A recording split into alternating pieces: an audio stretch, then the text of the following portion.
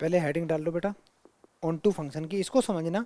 देखो one one function की definition क्या पड़ी थी कि every element of set A has unique image set B.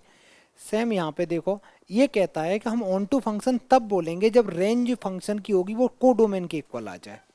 पहले तो ये बोल रहा है, आगे कहता है every element in set B has a pre image, मतलब यहाँ पे ये कहता है कि कोई भी सेट बी में ऐसा एलिमेंट्स नहीं रहना चाहिए जिसकी प्री इमेज ना हो, मतलब कोई भी मम्मी ऐसी नहीं रहना चाहिए जो किसी न किसी बच्चे से कनेक्ट ना हो। यही तो लॉजिक हुआ। और वन वन फंक्शन क्या कहता है, वन वन फंक्शन ये कहता है कि कोई भी बच्चा जो, पहली बात तो खाली नहीं, नहीं खाली नहीं, खाली तो कौन कहता है, कौन कहता है खाली, फंक्शन, फंक्शन ही कहता है कि कोई भी एलिमेंट्स खाली नहीं रहना चाहिए, वो तो फंक्शन की बेसिक डेफिनेशन हो जाएगी। और वन वन फंक्शन की हो जाएगी कि एक का कनेक्शन एक से रहना चाहिए, सिंगल सिंगल। और इसमें यह कहता है कि बी वाला खाली नहीं रहना चाहिए, बी वाला खाली नहीं रहना चाहिए, वो कनेक्ट होना ही चाहिए किसी न किसी से। अच्छा, ये लिखो। ये लिखने के बाद में अब मैं इसका फॉर्मूला लिखाता हूँ कि नंबर ऑफ अगर ऑन टू फंक्शन निकालने हो तो क्या होगा, ठीक है, जैसे वन वन का था। ये पॉइंट इंपॉर्टेंट है। क्या इंपॉर्टेंट है, ध्यान से सुनना। अगर तुम्हारे पास कोई फंक्शन है ए से बी में तो उसको हम ऑन टू तब बोलेंगे अगर वो फंक्शन ऑन टू है, then number of elements is of A greater than equal to number of elements B होने चाहिए, क्योंकि बी में कोई ऐसा एलिमेंट्स होना नहीं चाहिए जो कनेक्टेड ना हो, पहली चीज़। दूसरा कहता है अगर नंबर ऑफ एलिमेंट्स ए में अगर पी हैं और नंबर ऑफ एलिमेंट्स बी में अगर क्यू हैं तो onto function number of onto होगा बेटा, क्योंकि हम लोग ऑन टू का निकाल रहे हैं। इसको लिख दो number of onto function, हम लोग ऑन टू का निकाल रहे हैं। तो ऑन टू फंक्शन का फॉर्मूला है अगर p की value greater than equal to q है या q के इक्वल है तो ये फॉर्मूला होगा r इक्वल टू 1 से लेके q तक -1 की power q minus R, Q C R, r की पावर p। अच्छा, और अगर p की वैल्यू q से कम है, अगर q बड़ा है तो ऑन टू फंक्शन हो ही नहीं सकता। q बड़ा है तो इसका मतलब वो मैपिंग में दिक्कत आ जाएगी, है ना, उधर कुछ ना कुछ एलिमेंट छूट जाएंगे, तो इसका मतलब उसका ऑन टू फंक्शन जीरो आ जाएंगे। अगर कोई एक सेट है ए फाइनाइट है, उसके अंदर p एलिमेंट्स हैं, तो number of onto function अगर ए खुद से ही एक सेट के खुद से ही देखे जाए सेम, तो वो डायरेक्ट बेटा p फैक्टोरियल होता है।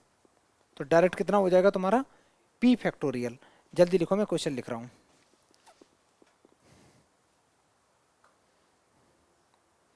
कैसे आएगा दिखाओ। सुनो बेटा ध्यान से देखो, तुम्हें इसने क्या पूछा है कि एक सेट दे रखा है 1,2 पूछा है, ऑन टू फंक्शन कितने होंगे ए टू ए, तो कौन सा वाला फॉर्मूला लगाओगे, p फैक्टोरियल वाला फॉर्मूला लगाओगे। तो तुम बोलोगे कि इसमें number of onto function का तो डायरेक्ट हो गया, onto function equal to हो गया बेटा 2 फैक्टोरियल, दैट इज 2 आंसर आ गया। अब वो ये कहता है कि अगर ये आएगा तो उनको लिखो कौन कौन से हैं। लिखो, लिखने का तरीका ये है कि मैंने यहाँ पे सेट ए लिखा 1 2, यहाँ पे बच्चा मैंने सेट बी लिखा 1 2, फंक्शन ऑन टू भी रहना चाहिए।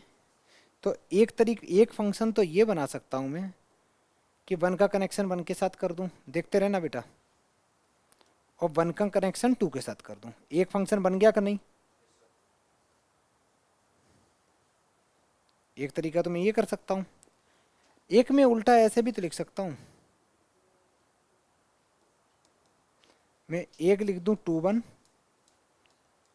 और एक लिख दूँ मैं 2 2। एक सेकंड रुकना बेटा, मैंने गलत लिखे हैं लग रहा है। अगर मैंने 1 1 लिखा और मैंने नहीं, हाँ बेटा बताओ, तो बताओ, बताओ आंसर बताओ। देखो ऐसे कर सकते हो ना, देखो एक तो कॉम्बिनेशन ये बना सकते हो 1,1 और दूसरा बताओ बेटा 2,2। चलो मैंने पहला वाला फंक्शन ये बनाया कि मैंने 1,1 बना दिया और 2,2 बना दिया, एक तो चलो ये बन गया। अच्छा दूसरा बनाते हैं, तो मेरे को फिर हटाना पड़ेगा ये।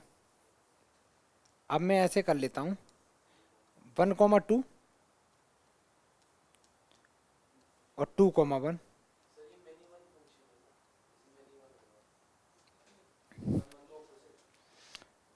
एक्चुअली क्या है, ये तुमसे ये जानना चाह रहा था कि ऑन टू फंक्शन बने, तो ऑन टू फंक्शन तुमने कितने निकाले, दो। तो वो जो ऑन टू फंक्शन है वो बताओ कौन कौन से हैं।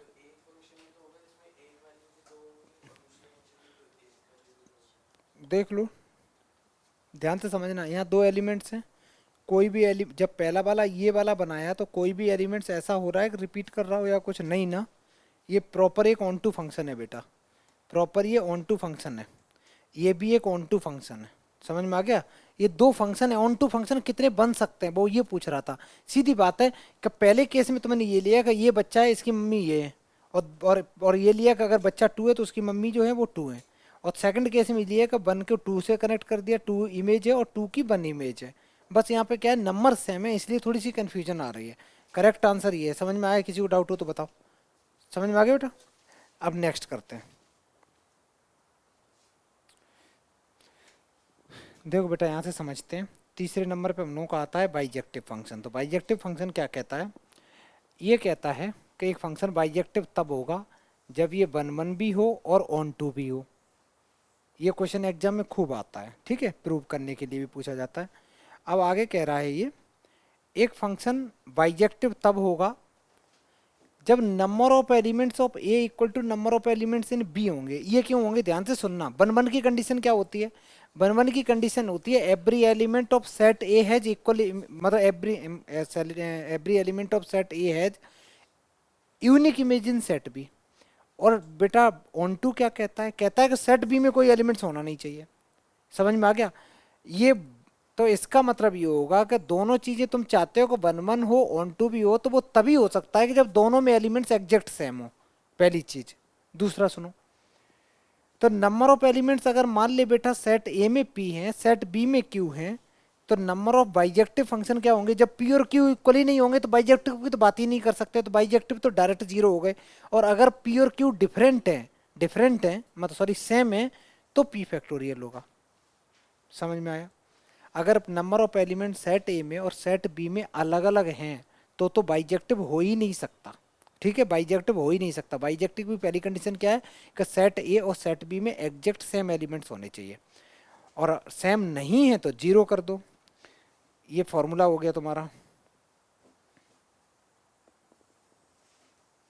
आगे कहता है कि अगर यहाँ तो चलो समझ में आता है ए टू बी है, लेकिन अगर कोई एक सेट फाइनाइट है और उसमें पी एलिमेंट्स हैं और नंबर ऑफ बाइजेक्टिव फंक्शन ए से ए में पूछे जाएं, तो लास्ट फॉर्मूला जो पी फैक्टोरियल था ना बेटा, वही सेम यहाँ पे अप्लाई कर देंगे। ठीक है, लिखो। अब मैं क्वेश्चन देता हूँ, जल्दी लिखो।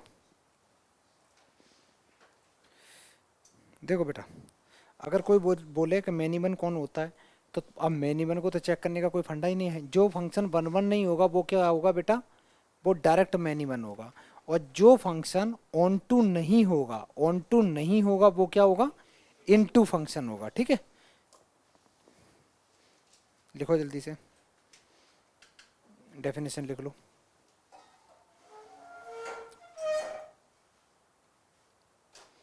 क्वेश्चन लिखो, लिखने के बाद में इसको करने की कोशिश करो। तुम्हारे पास में सेट ए में एलिमेंट्स हैं वन टू थ्री फोर, और सेट बी के अंदर एलिमेंट्स हैं फाइव सिक्स सेवन एट।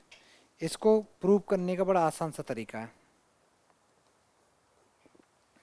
ऐसे बना सकते हो कि सेट ए तुमने यहाँ लिखा और इसके अंदर एलिमेंट्स हैं वन टू थ्री फोर। ऐसे बच्चा सेट बी यहाँ लिखो और इसके अंदर एलिमेंट्स हैं five six seven eight.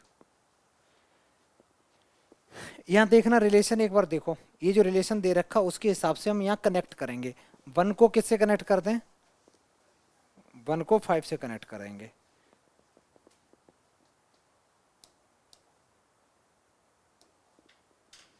One को मैंने फाइव से कनेक्ट कर दिया, टू को सिक्स से कनेक्ट कर दिया, थ्री को सेवन से कनेक्ट कर दिया, फोर को एट से कनेक्ट कर दिया। अब चेक करना, इसकी शकल बताओ बेटा। क्या पहले एलिमेंट्स का जो भी पहले वाला सेट है, इसमें कोई भी एलिमेंट्स ऐसा है जो खाली छूट गया हो? नहीं ना, ना कोई खाली छूटा, और ना कोई ऐसा है कि जिसने किसी दो के साथ में वो बनाया हो। सबकी इंडिविजुअल एक एक इमेज है। तो ये बेटा वन वन तो प्रूव हो गया। तो मैं वन वन कैसे लिखूंगा? वन वन के लिए लिखूंगा एवरी एलिमेंट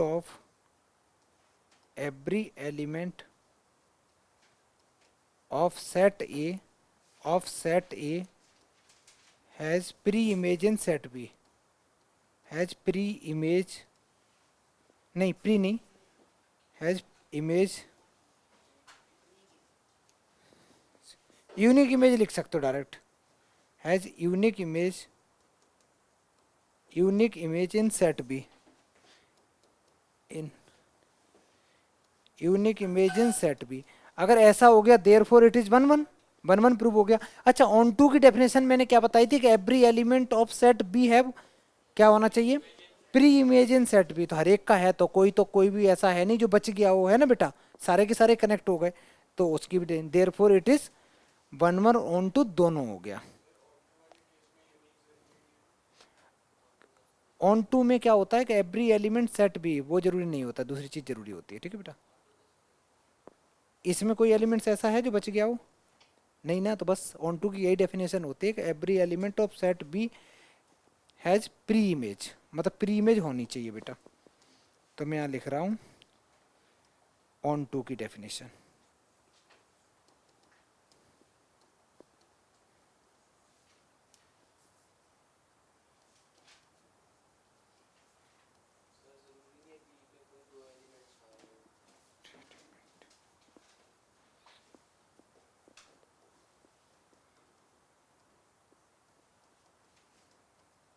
पहली बात तो यहाँ देखो ना, इसीलिए तो मैंने डायग्राम बनाया। सारे बच्चे ये देखना, ये जो रिलेशन दे रखा, इस रिलेशन को बोला गया है, ये चेक करो वन वन है कौन टू है। तो चेक करने का आसान तरीका बताऊँ, एक तो डायग्राम बना लो, अगर डायग्राम नहीं मन कर रहा बनाने का तो यहाँ चेक करो, यहाँ पे ये देखा करो कोई एलिमेंट रिपीट तो नहीं कर रहा, जैसे वन वन फिर तो नहीं आ गया, नहीं ना। अगर वन दो दो से कनेक्ट हो रहा होता तो फिर हम लोग सोचते कि एक बच्चा दो दो मम्मी लिए बैठा तो वन वन नहीं हो सकता। तो यहाँ पे देखो वन है, यहाँ टू है, यहाँ थ्री है, यहाँ फोर है, इसका मतलब क्या है कि अच्छा ठीक है सारे के सारे डिफरेंट हैं, ठीक है। और यहाँ पे ये देखो कि ये जो एलिमेंट्स हैं, जैसे फाइव लिखा है, सिक्स लिखा है, सेवन और eight, five six seven eight, ऐसा तो नहीं कुछ छूट गया हो, कुछ नहीं छूट गया, सारे कवर हो गए। इसका मतलब ये ऑन टू भी है, डायरेक्ट यहाँ से भी तुम चेक करके लिख सकते थे। Therefore it is one one and onto both. आगे बढ़े नेक्स्ट।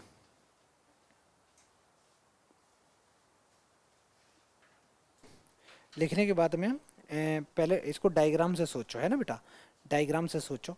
अब मैं तुम लोगों को एक चीज़ मैंने तब से नहीं बताई लेकिन थोड़ा थोड़ा पढ़ा दिया, जिससे कि थोड़ा कॉन्फिडेंस आए।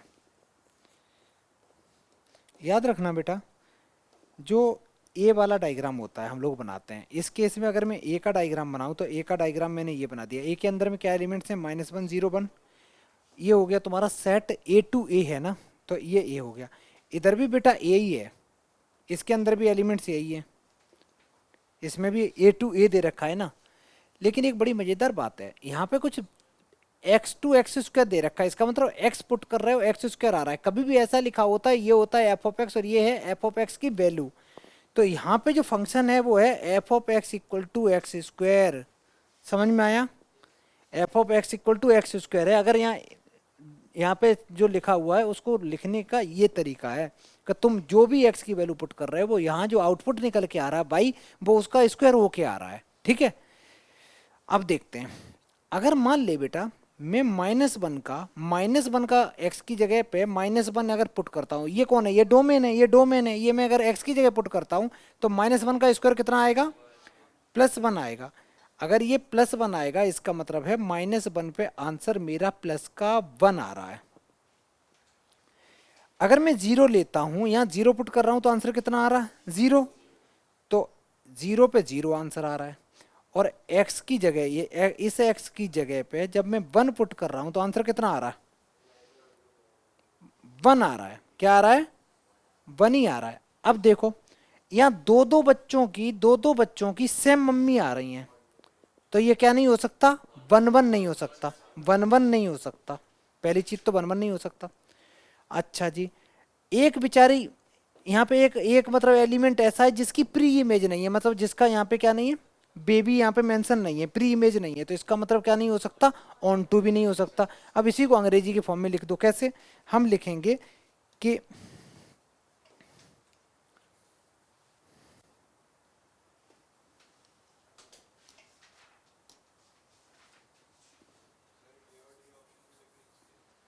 किसमें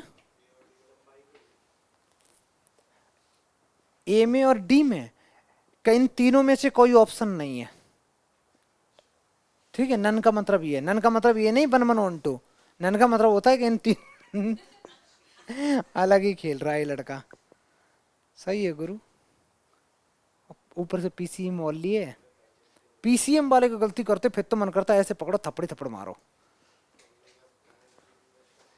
सुनो बेटा, तो हम कैसे लिखेंगे, हम लिखेंगे जो -1 है, -1 की इमेज क्या बन रही है,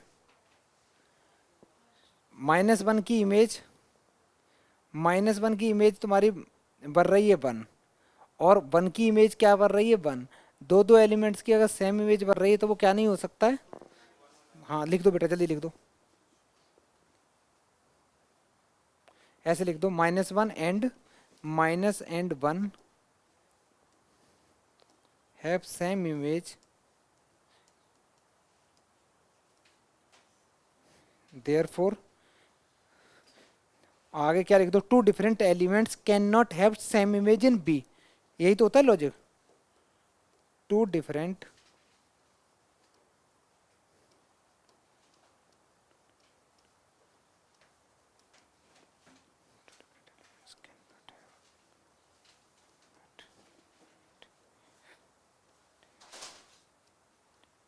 same image in B, therefore it is not 1 1। पहले तो लिखेंगे ये 1 1 नहीं हो सकता, इट इज नॉट 1 1। अब ऑन टू की डेफिनेशन क्या लिखोगे, -1 डज नॉट है, ये तो मैंने जो लिखा है वो 1 1 का लिखा है बच्चा, ये तो मैंने 1 1 की डेफिनेशन लिखाई तुम्हें, 1 1 प्रूव करने का फंडा। और अगर मैं लिखाऊं इसकी ऑन टू की, तो ऑन टू की डेफिनेशन में लिखना पड़ जाएगा, फॉर ऑन टू के लिए -1 does not have pre-image